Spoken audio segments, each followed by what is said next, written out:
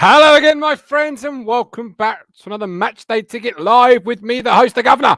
And I am so excited for this afternoon's fixture with Doncaster at home, Portman Road. I wish I was there. It's shaping up to be a really good fixture. Obviously, Town upturning form. I know some people, Mike Brown, won't like that, but an upturn in form is always welcome. Beaten Hull last week.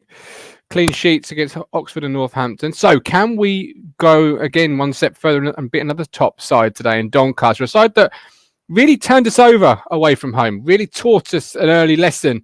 Thank you very much, Luke. Yes, the merch is looking lovely. Of course, you can purchase these lovely jumpers. I make probably about 25p per one, but it does not matter.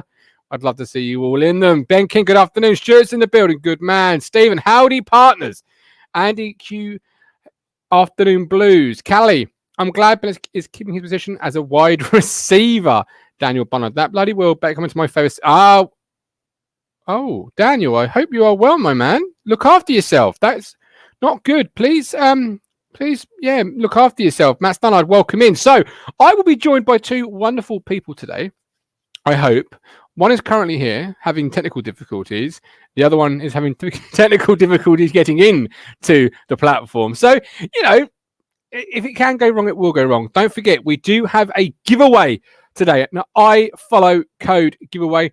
I have a question for you, courtesy of the Cruncher coming up. How do you win the I follow code? Well, you answer the question correctly and you make sure you're subscribed to the channel. So when you send your answer to the Cruncher, please ensure you send a screenshot to it as well. I'd like to give a quick mention to a player who's to play for Town, Luke Heim, one of our own, of course, who has sadly retired today due to injuries. Luke, you were a fantastic servant for the football club. I thoroughly enjoyed watching you play.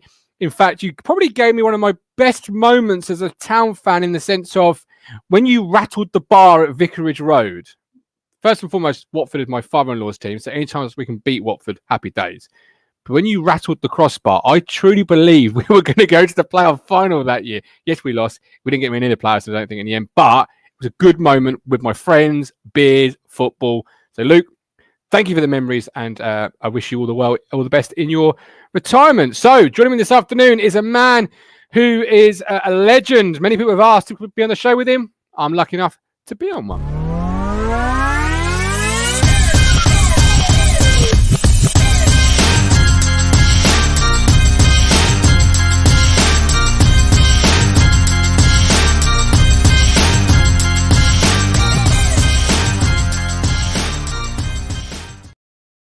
Milk Tray Man, Ben, welcome in. How you doing?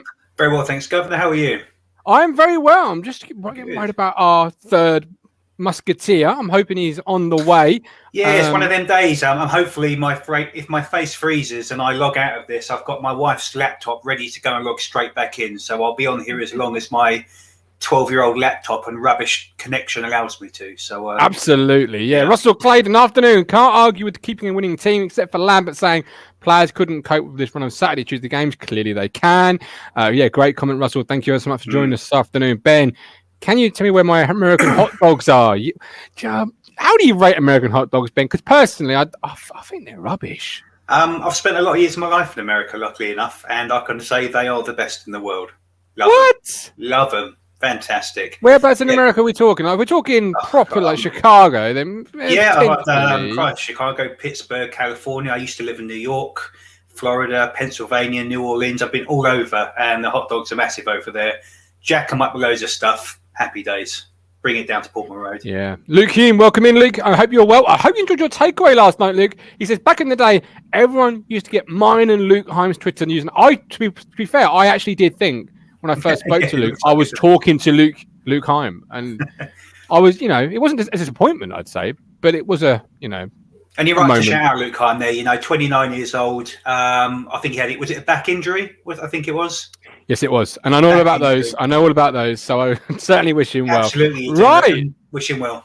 I've got a lovely person staring at me, waving at me in the VIP room. Let's bring him in and let's rip apart or praise the team news. Are we ready for this, man? Where is his intro? He needs the intro because it's like one of the best intros I've ever done. I'm going to be honest. I haven't got it. What an absolute... There it is.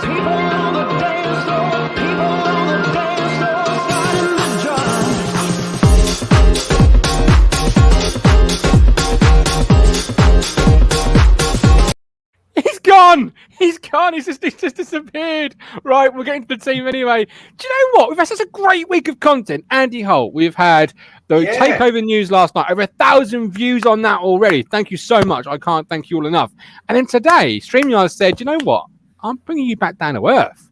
And then obviously the watch along in Tuesday. So I'm sorry, guys. What StreamYard, the thing I paid for, it just ain't, just ain't helping. Right. Let's get the question in. My WhatsApp's just gone off. Don't know who it was. For today's show. So this is your ticket to winning an iFollow code. Listen very carefully to the cruncher and then drop the answer in the chat. And I will say who's won. Go. It's the cruncher. Right. So to win the free iFollow code for today's game, can you name the last player from the United States to play for Ipswich Town? That is the last player to play for Town who come from the US. And no Googling. Go. First person to drop that answer in the chat will win. Don't say who you think it is. We'll discuss that afterwards. Adam Flatt, welcome in. Let's go to our team now.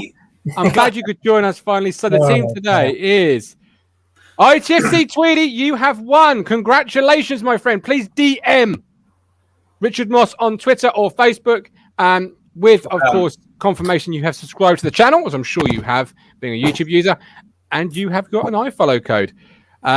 Mike Brown, Jimmy Peters. No, he's Canadian. Michael Finch, Vickers. Michael, you were close, but just not close enough. Forrest says Facebook user. Rex Fact Yallop. Corbett Baby Jones. Ron Burgundy says skip intro. Now that would be something, wouldn't it? So here we go. Here's the team. Unchanged. Only change is Downs coming onto the bench for Matheson. What do we welcome in, Adam? First and foremost, love the Uncle Sam reference. Technology, Christ Almighty! Tell me about it, mate. You're having a nightmare today. You ain't got to tell me, man. I've got the McDonald's Wi-Fi. You know what I mean? It will work sometimes. Sometimes it won't.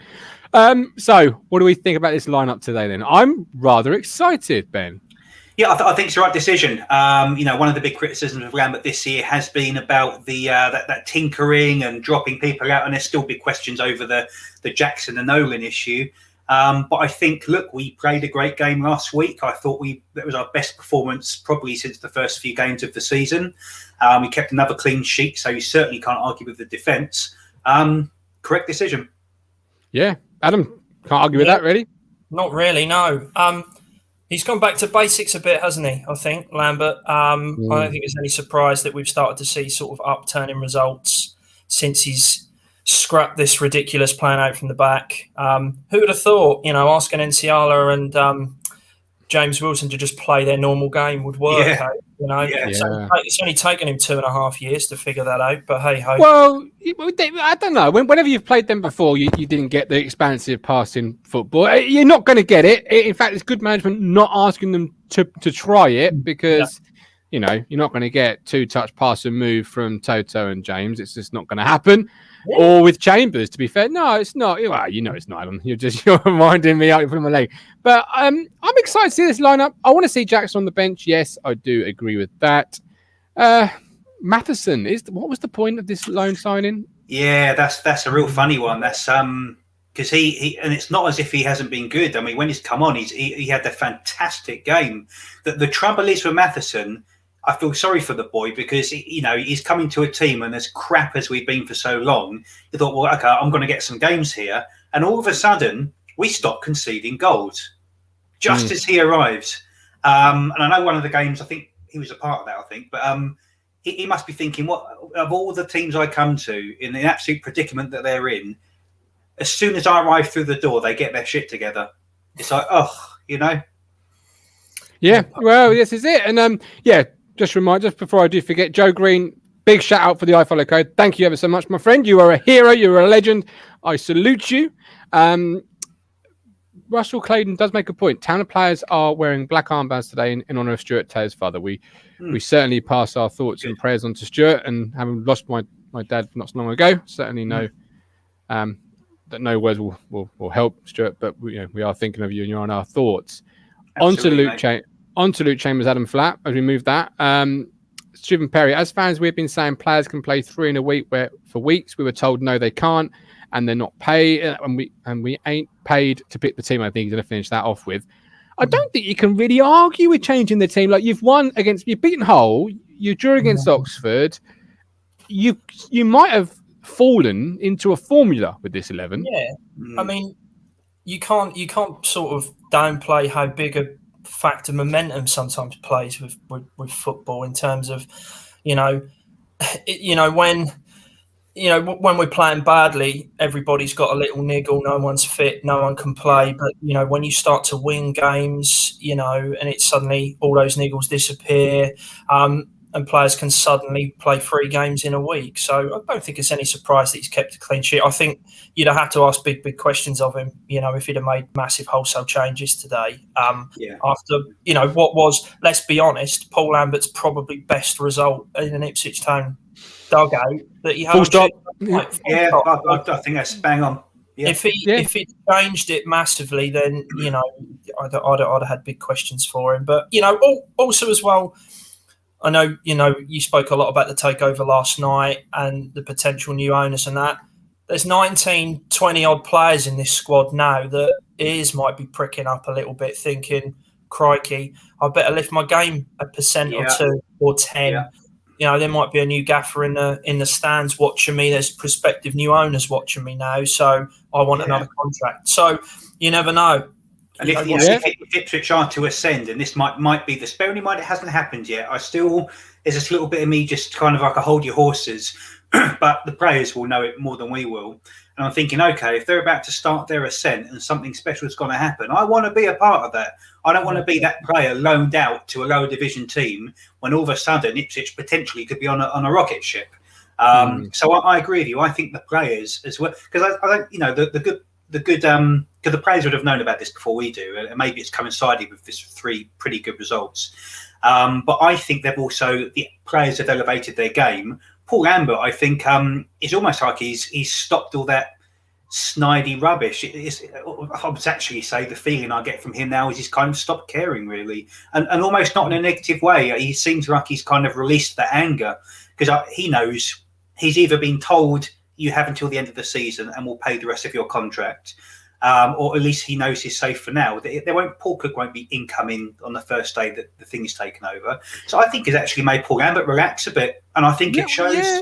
But it's also probably it's made him realise, Ben. Do you know what? I can sort of say things like in the press, it's the infrastructure, and if I can turn this around a little bit, the new owners coming in might think, do you know what? It's better to stick with what we've got and consistency after a takeover than it is to suddenly change it up and shake it if it's going well. And if he's turned the corner, Adam, which it looks like at this point he may have done, clean sheets, points on the board.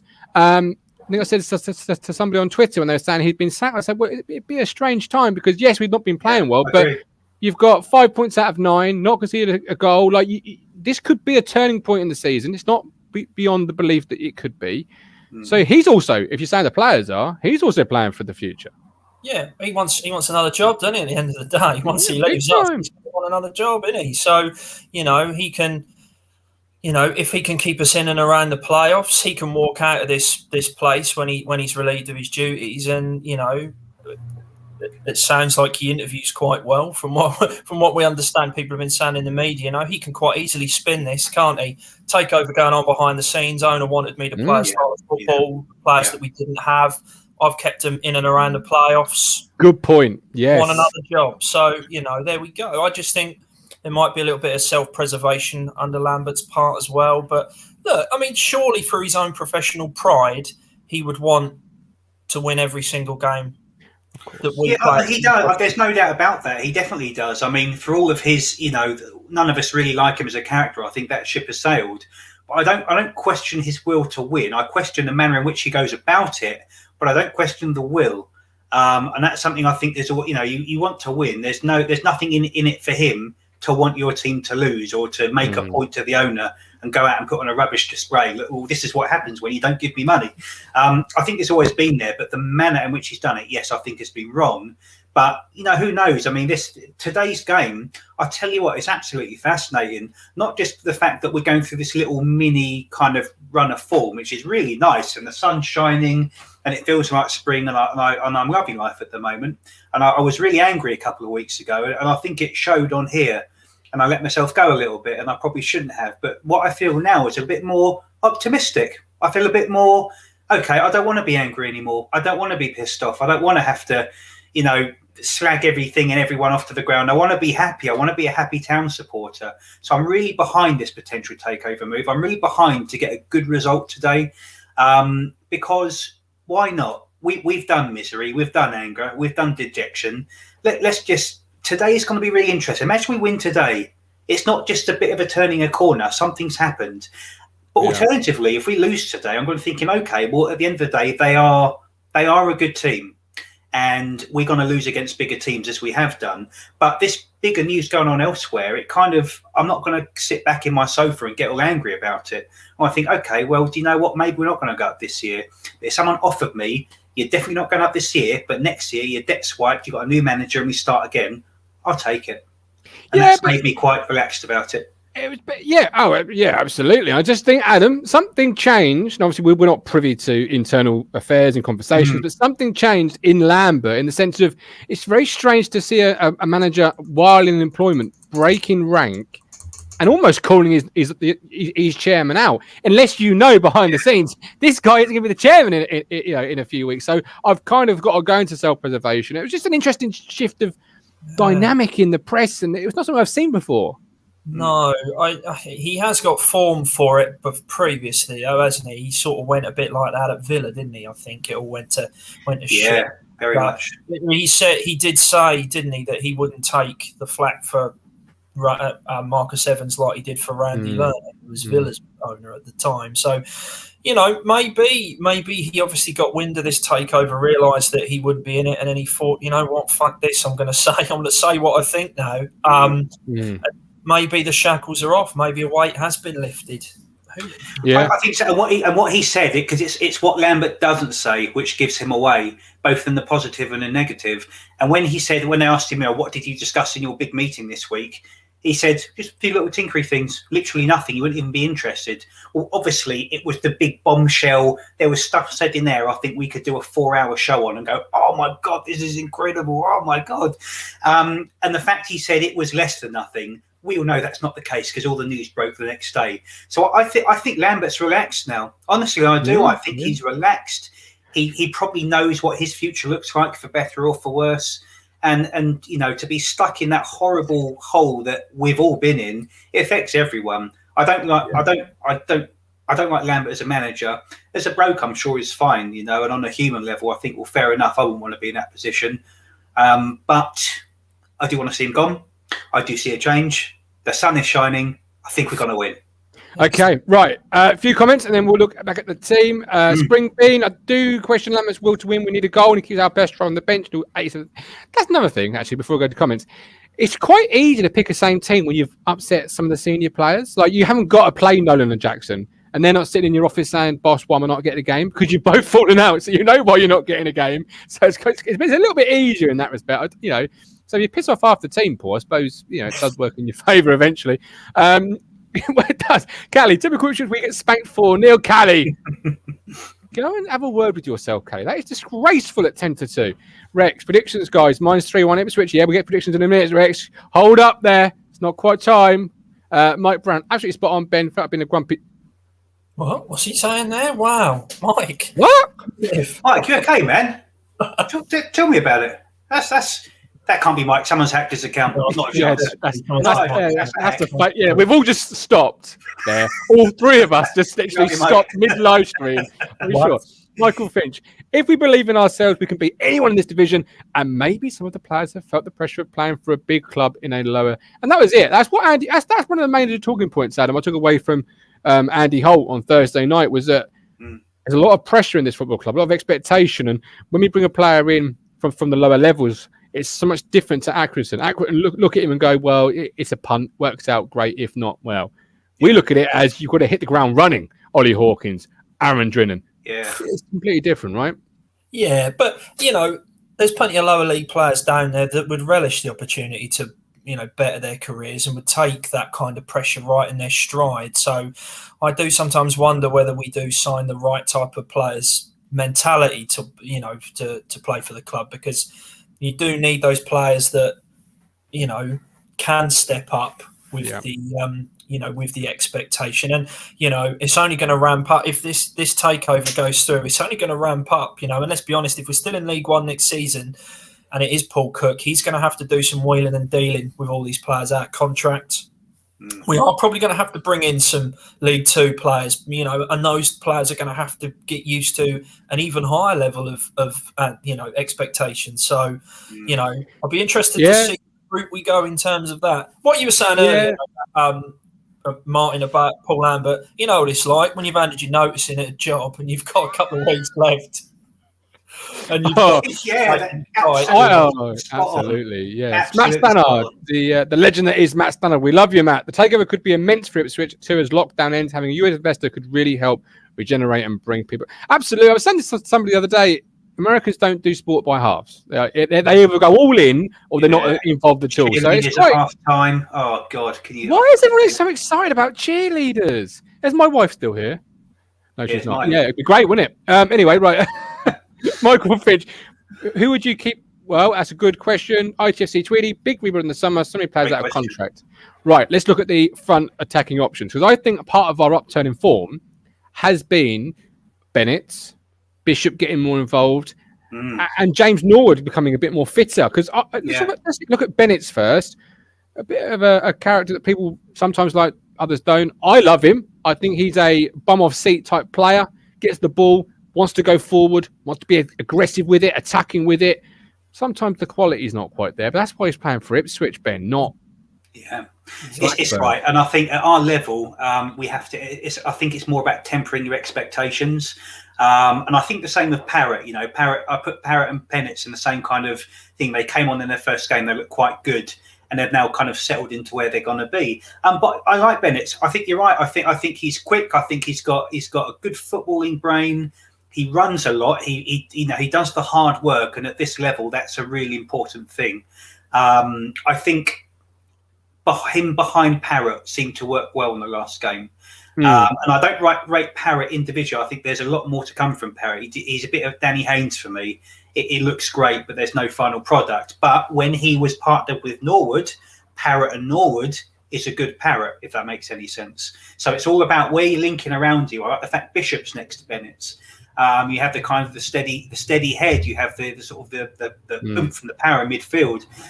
So I'm not unhappy. I'm really not. I think he's a good player, and I think he will have a good game today. I don't know enough about his the man he's marking to see what will happen.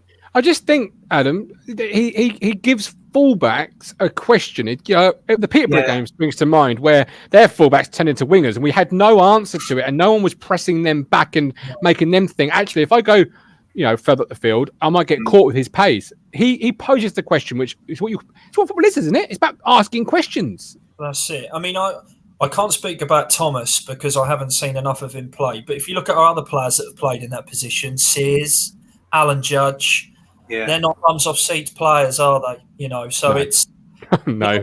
Freddie Sears pick the ball up, roll the ball across his boots, try and nutmeg the ball back, go past him. Bennett does that. Sometimes it comes off. Sometimes it doesn't, but at this level, at League One level, where you're not playing against the caliber of player that he might have been used to playing in the Bundesliga for Mönchengladbach. So, I like Bennett. I really do. I think he's he just needs to improve. But like you say, Martin, this is a League One football team. I do sometimes wonder what our supporters think when they talk about our players. We haven't got Van Dijk playing at centre half. We haven't got De Bruyne in centre mid. We don't have Lewandowski playing up top for us. We've got League One players. They are League One players for a reason. They are all flawed. So, if we can try and, if we can try and sort of coax some kind of final ball out of Bennett, it's great. If he pulls the trigger more often, great. But to suggest he's going to be, another Messi or something like that, I do sometimes wonder what our supporters expect of certain players sometimes. So